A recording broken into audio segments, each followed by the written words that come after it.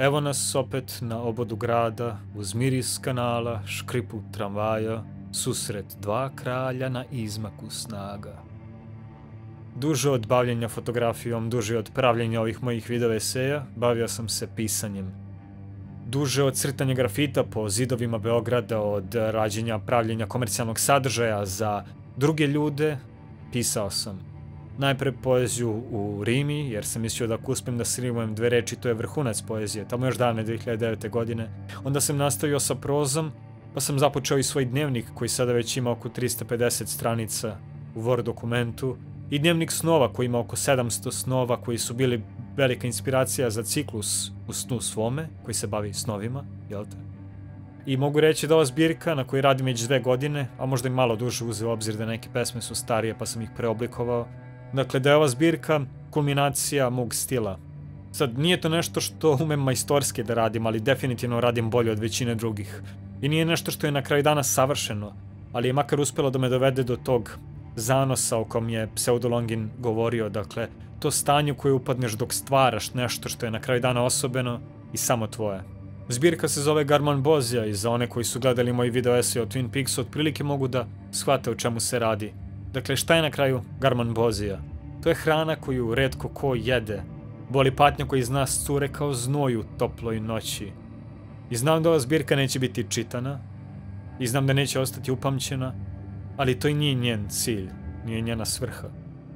Ona je dobila svoju žrtvu, dobila je ono malo parče snage koje sam mogao da iskopam tokom ove prethodne 2,5 godine, i njena svrha jeste dvojaka. S jedne strane mi je dala motivaciju da stvaram nešto što je moje i samo moje, a s druge strane je zahtevala velike žrtve, jer sam na kraju morao da napustim posao, da zapostavim mnoge međuljudske odnose, da se uvijem u svoju čauru i ojačam tu čauru dovoljno da mogu da skočim sa stene, da ona pukne i onda od tih komadića da napravim ovih 5 ciklusa koliko čini zbirku.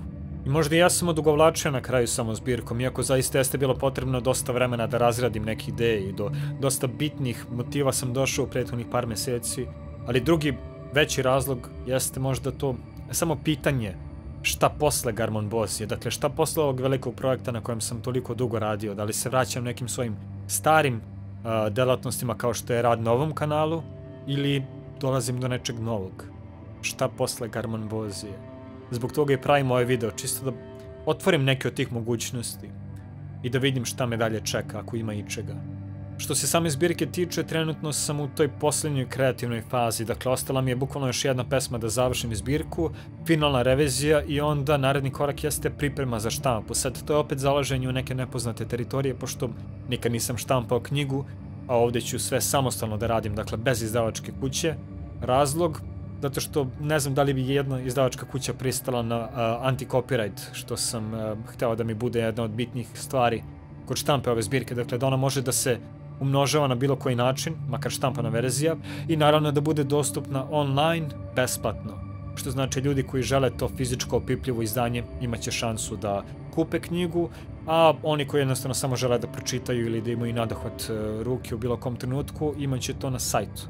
Dakle, naredni korak jeste sajt posle ove štampe, opet zalaženje u neke nepoznate teritorije, pošto iako ja sam radio u WordPressu sa svim svojim blogovima, nikad nisam radio nešto detaljnije ili nisam kupio domen i ostale stvari, dakle sajt će biti posvećen primarno poeziji, ali pored toga vjerojatno ću dodati neke rubrike za portfolio i ostale stvari koje mi možda pomognu da nakon štampe ove zbirke preživim nekako. Treći i trenutno možda najzabavniji deo posle ovog kreativnog jeste snimanje čitave audio knjige. Dakle, planiram da celu zbirku snimim u audio formatu i ono što je tu zabavno zapravo jeste rad na muzičkoj podlozi. Imao sam još otkad tu ideju da napravim neke kao ono synth dronescape u Swans stilu i mislim da sam na pragu toga. Radim sve u programu Reaper u kom i dalje se ne snalazim potpuno, ali izuzetno fleksibilan program u kojem ću i obrađujem svoj glas i u kojem pravim tu muziku, i ako sam uspeo da napravim neku muzičku podlogu za ovaj video, onda to čujete u pozadini upravo. Evo vam trenutak predaha. Ali ovo nije samo teaser nečega što će doći, postoje još 2 bitna razloga zašto sam pravio ovaj video. Prvi je crowdfunding. pošto kao što sam pomenuo, ja samostalno financiram, štampam ovu zbirku. Svaka dodatna pomoć je dobrodošla. Ako možete bilo koji iznos da uplatite na moj PayPal koji ostavljam ispod, značilo bi mi. Naravno, to ne znači da ću ja samo da se uzdam ove donacije za štampu. Ja svakako ću to da odradim, međutim, dodatne donacije bi možda omogućile da nađem dizajnera koji će bolje grafički da reši neke stvari ili da nađem bolji papir, korice itd. Naravno, svi veliki umetnici imali su svog velikog mecenu, a pošto ja nisam veliki umetnik, onda mogu da imam mnogo malih mecena. Drugi bitan razlog jeste testiranje voda. Pošto imao sam na umu da pišem blogove koji će biti jedan vid promotivnog sadržaja za ovu zbirku i uvid u kreativni proces stvaranja zbirke, možda čak i muzike ako bude mogao da se cijem oko toga. I onda moj kolega Miloš Pistolić, koji se već godinama bavi marketingom i koga možda znate sa Orfisting podcasta, on mi je rekao pa zašto ne bih pravio videe na tu temu. Sad, pošto ja znam da moja publika nije tu zbog poezije, nije to stvar koja vas objedinjuje, pa onda zanima me da li bi možda bilo nekome interesantno da sluša mene kako trabunjam o svom kreativnom procesu pravljenja zbirke, možda muzičke podloge, možda snimanja zvuka, ne znam.